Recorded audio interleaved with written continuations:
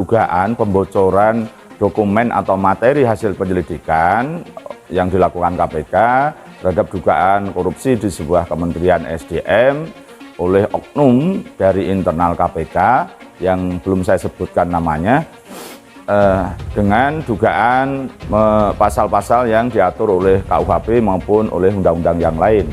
Terhadap dugaan pembocoran ini ya saya berharap segera mengundurkan diri dan kemudian proses-proses termasuk Dewan Pengawas ataupun proses hukum bisa dilanjutkan berikutnya.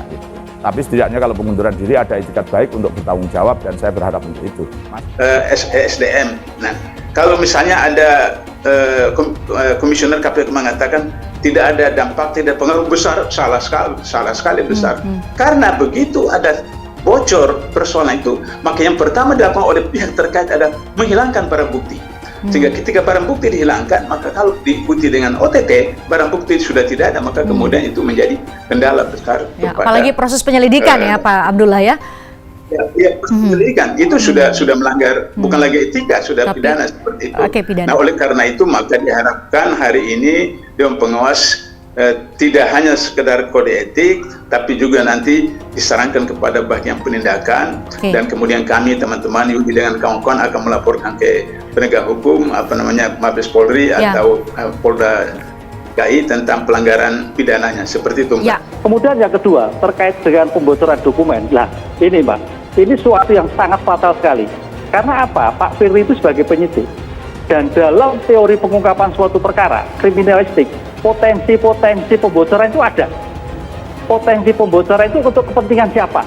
Apakah kepentingan kelompok? Apakah kepentingan tersendiri? Dan itu dimungkinkan di dalam suatu pengungkapan perkara.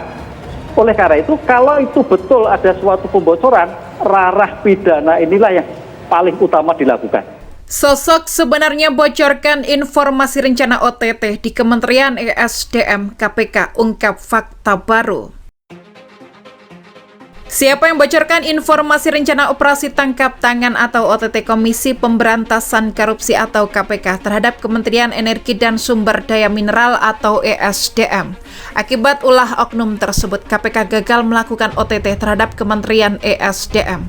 KPK pun mengungkap fakta baru soal kebocoran informasi OTT hingga gagalnya penangkapan. Penyelidikan dimaksud terkait penanganan perkara dugaan korupsi pada tata kelola ekspor dan izin pertambangan di Kementerian ESDM.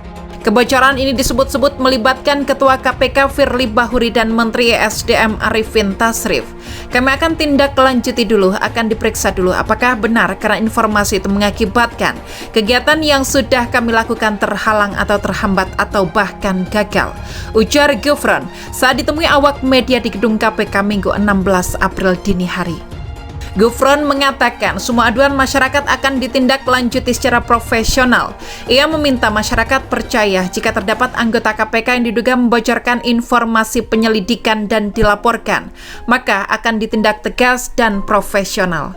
KPK akan menyelidiki dugaan pelanggaran yang dilakukan oleh oknum tersebut. Percayalah kalau ada pihak internal KPK yang kemudian diduga menghalangi penyidikan KPK, akan tetap melakukan kegiatan penyelidikan atas apapun yang dilaporkan, kata Gufron. KPK akan tegas secara profesional dan independen, tambah dia. Sebelumnya, Koordinator Masyarakat Anti Korupsi Indonesia atau MAKI Bonyamin Saiman melaporkan pejabat Kementerian ESDM, IS, dan MAT atas dugaan menghalang-halangi penyidikan. Mereka diduga terlibat dalam kebocoran informasi penyelidikan.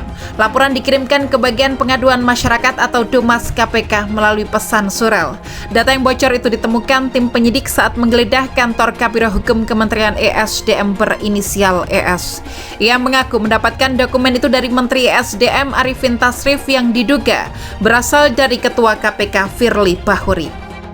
Perbuatan pihak sasaran atau oknum setidaknya akan mempersulit penyelidik KPK memantau pergerakan pihak tersasar dan ujung kegagalan melakukan OTT, kata Boyamin dalam keterangan tertulisnya kepada Kompas.com, Jumat 14 Maret. Gara-gara kebocoran data itu, Boyamin menduga sejumlah pihak yang diduga terkait korupsi itu menghilangkan jejak. Mereka diduga mengganti nomor seluler dan ponsel, mengganti kendaraan, menyewa kendaraan, dan mengurangi pertemuan maupun komunikasi dengan sejumlah pihak. otomatis tidak dapat ditingkatkan ke tahap penyidikan perkara tersebut dan tidak dapat dilakukan OTT, ujar Boyamin. Mantan Ketua Komisi Pemberantasan Korupsi atau KPK, Abraham Samad menyatakan perbuatan Ketua KPK Firly Bahuri yang diduga membocorkan dokumen penyelidikan akan menghancurkan KPK. Bukan sekedar mengganggu, ini kan menghancurkan KPK karena ini kan dokumen hasil penyelidikan yang bocor ke tempat orang yang kemungkinan besar akan disidik. Berarti kan bocor strategi penyelidikan, kata Samad kepada Kompas.com Sabtu 15 April.